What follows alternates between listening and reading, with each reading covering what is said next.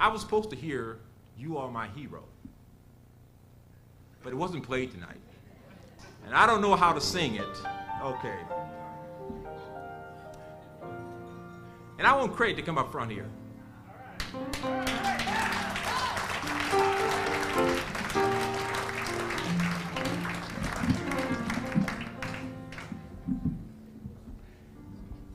You know, when I came in tonight, Norman Rowe came up to me, and I'm gonna tell the truth now. He asked me, he said, "Rance, what did you pay Craig to do this?" I said, "This. Get off me, Craig." That's how Craig and I play basketball. See, when they talk about how Craig can scratch, I do the same thing, folks, because I'm not a player really either. So, but I asked some of my students to formulate some words, how we can put it on a plaque, and because I want to thank Craig for this effort, because people, we needed it. You know, writing proposals, you can spend $1,000 hours worth of time writing and get $10. So this is a new step for us, and this is hopefully just the beginning. I was, overwhelmed to see the response we had tonight, because, Diane Farmer Linkart, stand up, Diane.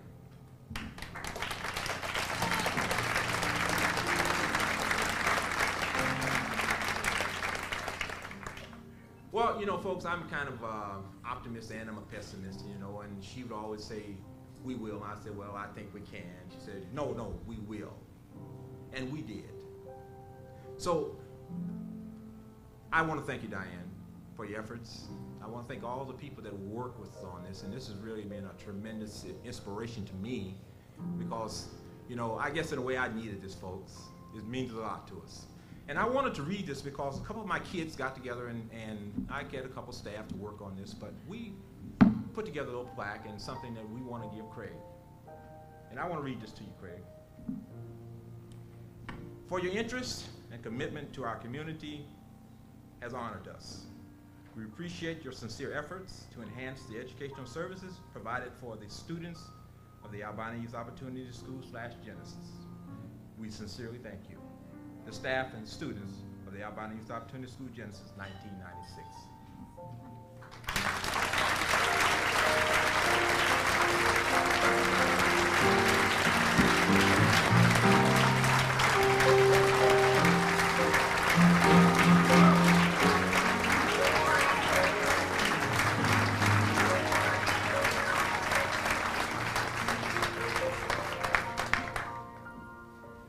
Now for the musical finale here. Rance, I'll correct you in one thing. You said that the school has survived. It's done a hell of a lot more than that. We have a musical finale here to feature our honored guest, our roastee. I was going to need him a little, such things as getting into his musical career in the 50s, his recording career, I should say, as a singer in the 50s, but you've all heard him on those records in the 50s in the background going doo-wop, doo-wop, doo-wop. While the rest of the quartet goes shaboom, shaboom, shaboom. But no, we're not going to do that. We're going to bring him up. We're going to let you, he'll show you himself. I do want to say that, Craig, you're a roastee tonight. We have here a fine citizen of this community, a man who's raised a lot of money for a lot of things, jobs for people, a philanthropist in the best sense of the word, and a good guy to put up with some of the needling he got tonight from some of our good needlers. Now we're going to bring him up by letting him, in essence, needle himself by getting up here to sing. But here's who's going to accompany him. We have a fine group. We have Mel Brown at the drums. Hi,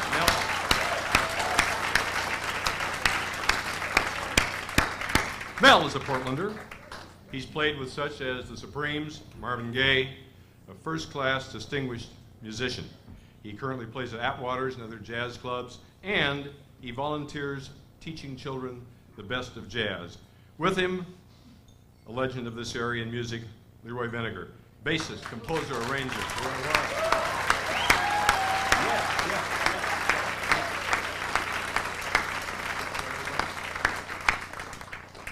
All we need to say about him is that Oregon has honored him by designating May 1st as Leroy Vinegar Day. Now, sure, why not? We don't always get that. And now for the third member of the trio, that will be bringing you along, Craig, is a man who will introduce himself when I just get out of the way. Before I do, I think that nobody here could have done it any better than Jack Faust. Nobody. Outstanding. Very briefly, I'm playing a club at the Century City Hotel in Los Angeles, and a tired, lonely, forlorn, tragic figure comes up to me and says, "Play Misty for me." Well, I quipped something like, you know, I don't normally do requests or windows. And he said, well, if you're not going to play it for me, may I please sing it for you? So I looked around, and the people that were there were pretty much senseless by that time.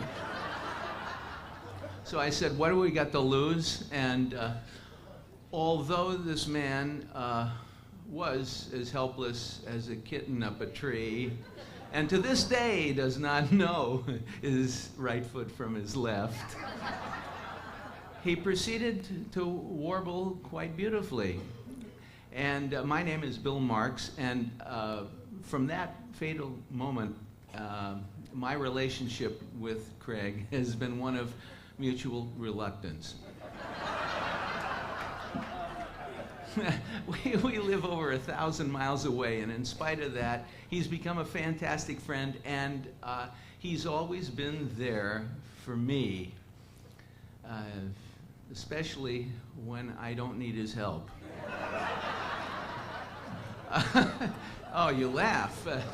It's a little different take on him. You know, a perfect example of this is when he found out last year that my wife Barbara and I decided to have a honeymoon in Las Vegas.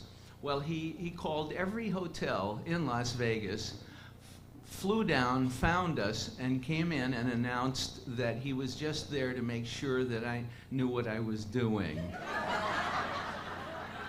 It was not the kind of help I really felt I needed at that time, you know. But anyway, I look around and I see this wonderful school that is represented here. Rance, beautiful job. I see all you people, and I know that Craig has done whatever he has been able to do for you folks. He's a person that I feel is a person who has an integral part of Portland in him, and that's probably why he is now an integral part of Portland. And I think you guys are very fortunate to have him as a member of your community.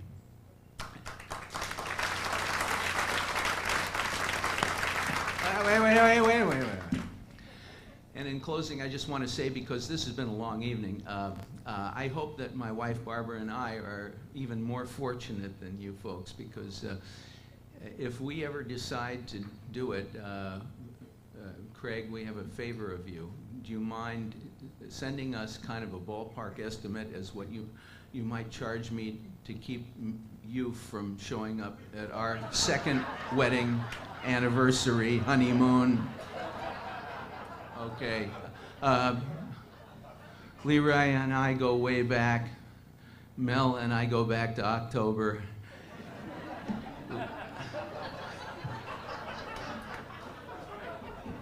Yeah, 1.5 bad. I would like for you folks to meet and greet once again your quintuple threat here, who is going to get up and show you why he sang so beautifully that evening, and I've never forgotten it. Craig Berkman.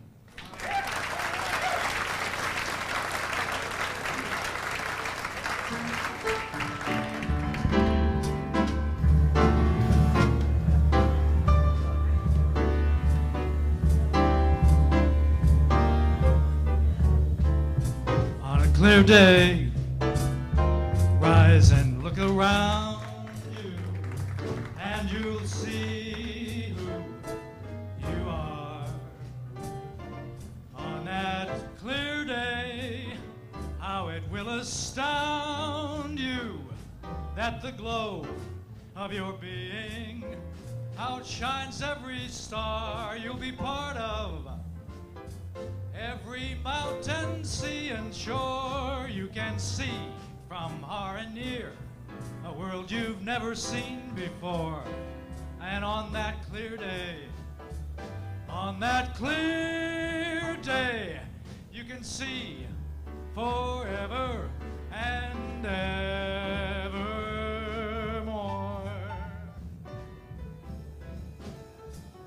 You know, it's important for every human being to wake up and see a clear day more often than not in their life. When I was a youngster growing up in this community, there were many people who reached out to help me. Teachers, a loving mother, people in the church who didn't have any real reason other than just a genuine commitment to young people. And what you've seen tonight in the lives of three young people who've spoken tonight was an example of what a community can do if it just remembers some basic lessons that we all know but very rarely live up to.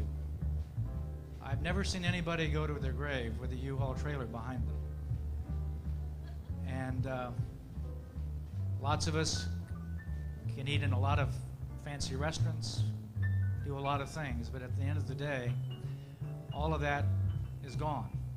It's but a moment in time.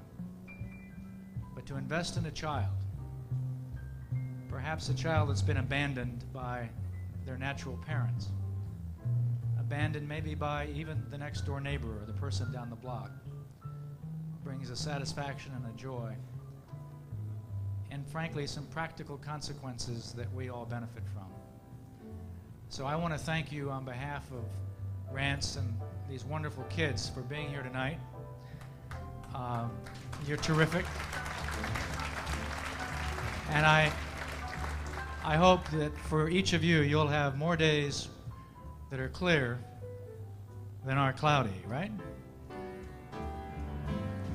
On that clear day, rise and look around you, and you'll see who you really are. On that clear day, how it will astound you that glow of your being outshines every star you'll be part of. Every mountain, sea, and shore you can see from here, somewhere else we've never been before. And on that clear